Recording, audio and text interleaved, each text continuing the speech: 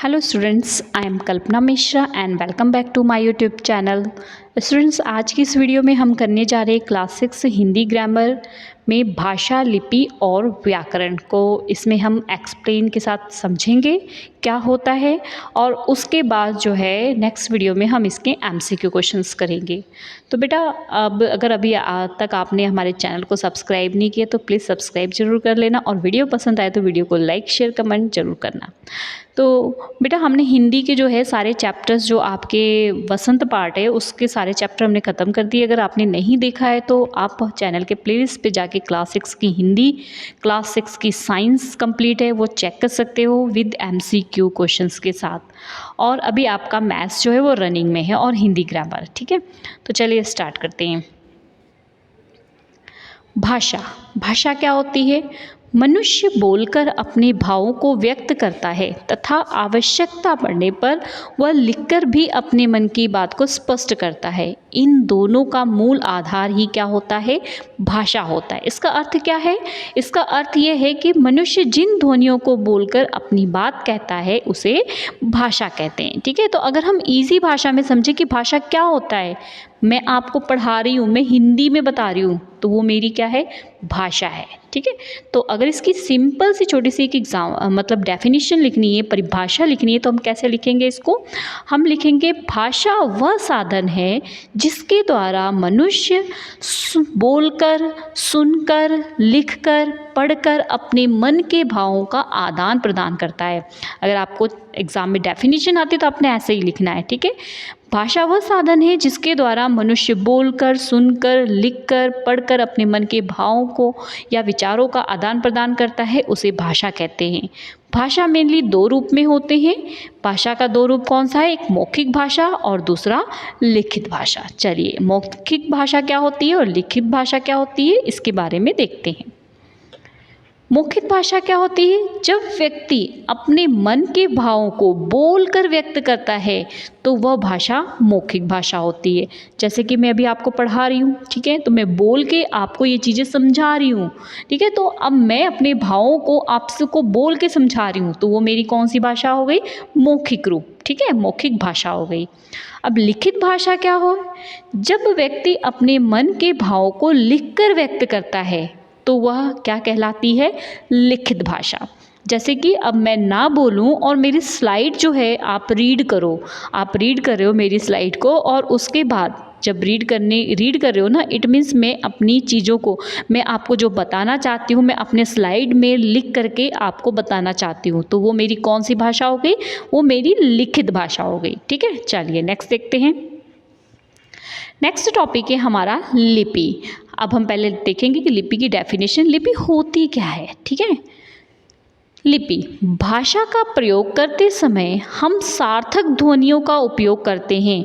इन्हीं मौखिक ध्वनियों को जिन चिन्हों के द्वारा लिखकर व्यक्त किया जाता है उसे लिपि कहते हैं। क्या होती है लिपि?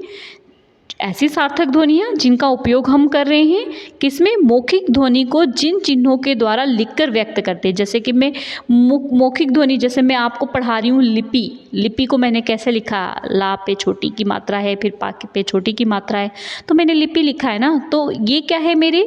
ये लिपि है जो मैं अपने मुँह से बोल रही हूँ। इनको मैं कुछ अक्षर दे दिए गए, जैसे ये तो हिंदी के हैं, इंग्लिश में अलग होते हैं, पंजाबी में अलग होते हैं, गुजराती में अलग होते हैं, तो वो सबकी लिपि है जो बोलते हैं उसको लिखकर एक चिन्ह के द्वारा, ये एक चिन्ह है, भा श, ये सब क्या है? एक चिन्ह है। चिन्ह के द्वारा हम लिख करके व्यक्त करते हैं, उसे क्या बोलते हैं? लिपि कहते हैं। किसी भी भाषा के लिखने की विधि को लिपि कहा जाता है। अगर सिंपली आपको डेफिनेशन पूछा जाए तो आप क्या लिखोगे? किसी भी भाषा के लिखने की विधि को लिपि कहा जाता है। प्रत्येक भाषा के लिपि चिन्ह अलग अलग होते हैं तथा उन्हें अलग अलग नामों से जाना जाता है। जैसे कि मैंने अभी आपको बताया था, जैसे हिंदी व संस्कृत भाषा की लिपि क्या है? देवनागरी। इससे रिलेटेड क्वेश्चन आता है, अपने ध्यान से करना है। कई बार आपसे पूछते हैं हिंदी की लिपि क्या है? देवनागरी। ठीक है, संस्कृत की लिपि क्या क्या है? देवनागरी।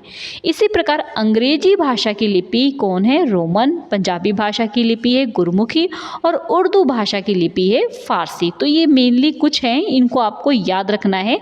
इससे रिलेटेड एग्जाम में आपसे पूछ सकते हैं कि किसकी लिपि क्या है, तो आपको पता होना चाहिए। ठीक है, तो यहाँ से आप याद कर लो, पंजाबी की लिपि गुरमुखी है, उर्दू की लिपि फारसी है और अंग्रेजी की लिपि रोमन है और हिंदी और संस्कृत की लिपि देवनागरी है।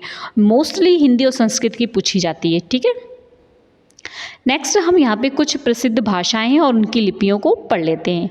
हिंदी, संस्कृत, मराठी देवनागरी, पंजाबी गुरमुखी, उर्दू फारसी, फारसी अरबी की अरबी लिपि है, बंगला की बंगला है, रूस रूसी, अंग्रेजी, जर्मन, फ्रेंच और स्पेन में क्या है? रोमन। चलिए नेक्स्ट देखते हैं। भारत में अनेक भाषाएं बोली जाती जैसे हिंदी, संस्कृत, पंजाबी, उर्दू, कश्मीरी, बंगला, उड़िया, तेलुगु, ठीक है, असमिया, सिंधी, गुजराती, बोडो, डोगरी, मैथिली, कन्नड़, संथाली, मणिपुरी, कोंकणी, संथाली, मलयालम, नेपाली, मराठी। इस प्रकार अब भारत में 22 भाषाएं सबसे ज़्यादा क्या है? प्रचलित है। ऐसे बहुत सारी भाषाएं, बट मेनली कितनी भाषाएं प्रचलित है? 22 भाषाएं। ठीक है, ये याद रखना आपने, ऐसे ही क्वेश्चन पूछे जाते हैं। तो संस्कृत भाषा से ही हिंदी भाषा का जन्म हुआ है। 14 सितंबर 1949, ठीक है, में क्या हुआ था? हिंदी संविधान में भारत को की जो राष्ट्रभाषा थी, भारत की जो राजभाषा थी, उसको स्वीकार किया गया। किसको? संस्कृत से हिंदी का जन्म हुआ और 14 सितंबर 1949 में जो हिंदी है उसको राजभाषा के रूप में संविधान में स्वीकार कर लिया गया था। ये आपको पता होना चाहिए। ठीक है, नेक्स्ट, भारत के अधिकांश हिस्सों में यही भाषा बोली और समझी जाती है। हिंदी भाषा की 5 उपभाषाएं, ऑलमोस्ट जगह हिंदी भाषा बोली समझी जाती है। ठीक है, और इसकी 5 उपभाषाएं हैं। कितनी उपभाषाएं हैं? 5। तो देखो, फर्स्ट है पूर्वी हिंदी और दूसरी है राजस्थानी हिंदी, तीसरी पहाड़ी हिंदी, चौथी पश्चिमी हिंदी और 5वीं है बिहारी हिंदी। तो बिहारी हिंदी कहाँ होती है? कन्नौजी ब्रिज भाषा, ठीक है, भोजपुरी, मैथिली, मगही। और पश्चिमी हिंदी में खड़ी बोली होती है, हरियाणवी होती है। पहाड़ी में क्या होती है? गढ़वाली, कुमाऊनी, हिमाचली। राजस्थानी हिंदी में जो है मालवी आती है, जयपुरी, मारवाड़ी, मेवाती। पूर्वी हिंदी में अवधी, बघेली और छत्तीसगढ़ी। नेक्स्ट देखते हैं। नेक्स्ट टॉपिक है हमारा बोली।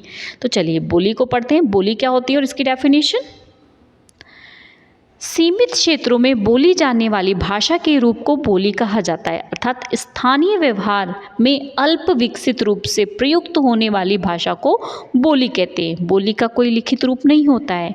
बोली क्या होती है? अलग अलग जगह की, मतलब आप मतलब किसी एक एरिया में, आप एमपी में या यूपी में या पर्टिकुलर किसी भी एरिया में देखोगे ना, तो एक पर्टिकुलर एरिया में थोड़ी सी उनकी बोली अलग होती है, वो कुछ और तरीके से बोलते हैं। और अगर थोड़े से एरिया बात चेंज करके जाओगे तो वहाँ पे कुछ और बोली होती है। मीन्स एक छोटे से एरिया में जो है अल्प विकसित, मीन्स कम विकसित रूप से जो भाषा कही जाती है उसे क्या बोलते हैं? बोली। ठीक है, एक चीज़ और है कि बोली का कोई लिखित रूप नहीं है, ये भी याद रखना है। ठीक है, नेक्स्ट टॉपिक है हमारा व्याकरण। व्याकरण क्या होता है? भाषा को शुद्ध रूप में लिखना, पढ़ना, बोलना सिखाने वाला शास्त्र क्या कहलाता है? व्याकरण। व्याकरण बहुत ही इंपॉर्टेंट चीज़ है। अगर हम भाषा को शुद्ध रूप से लिखना चाहते हैं ना, तो उसके लिए हमें उसको पढ़ना कैसे है, बोलना कैसे है, ये सब जो हमें सिखाता है उसे हम क्या बोलते हैं? उसे व्याकरण कहते हैं। जैसे कि आपने चाहे हिंदी में है या इंग्लिश में हो, आपने सब में इंग्लिश में ग्रामर पढ़ा हुआ है, past tense, present tense, future tense. इसी तरीके से हिंदी में भी होते हैं काल, वर्तमान काल, भूतकाल, भविष्य काल। की अगर हमें सेंटेंस को बोलना है, जैसे मैं अभी आपको पढ़ा रही हूँ, मैं पढ़ा रही हूँ, अगर मैंने ये बोल दिया पढ़ाऊंगी, तो मेरा सेंटेंस ग्रामर में गलत हो जाएगा और इसका मीन्स क्या हो जाएगा? अलग हो जाएगा। इसलिए व्याकरण हर जगह ज़रूरी है। तो मैं अगर अभी आपको पढ़ा रही हूँ तो वो मैं पढ़ा रही हूँ, मैं वर्तमान काल में काम कर रही हूँ। ठीक है, तो ये हमें ये सारी चीज़ें कि हमारा वर्तमान काल क्या है, भविष्य काल क्या है, भूतकाल क्या है, और भी ग्रामर में कहाँ हम शुद्ध रूप से कौन सी मात्राएँ लगाते हैं, छोटे ऊ की मात्रा, बड़े ऊ की मात्रा, कहाँ कॉमा होता है, ये तो हम लिखने में, बट हमें बोलने में भी ठीक है। मीन्स अगर लिखना हो, पढ़ना हो, बोलना हो, ये सब जो सिखाता है शास्त्र, ये क्या होता है, ये व्याकरण कहलाता है। ठीक है। तो आई होप बच्चों आपको ग्रामर के टॉपिक अच्छे से समझ आ गए हैं। तो नेक्स्ट वीडियो में हम इसके जो है MCQ करेंगे, और अगर अभी तक आपने हमारे चैनल को सब्सक्राइब नहीं किया तो सब्सक्राइब कर लेना और लाइक शेयर करना मत भूलना। चलिए मिलते हैं नेक्स्ट वीडियो में MCQs के साथ, तब तक के लिए बाय बाय।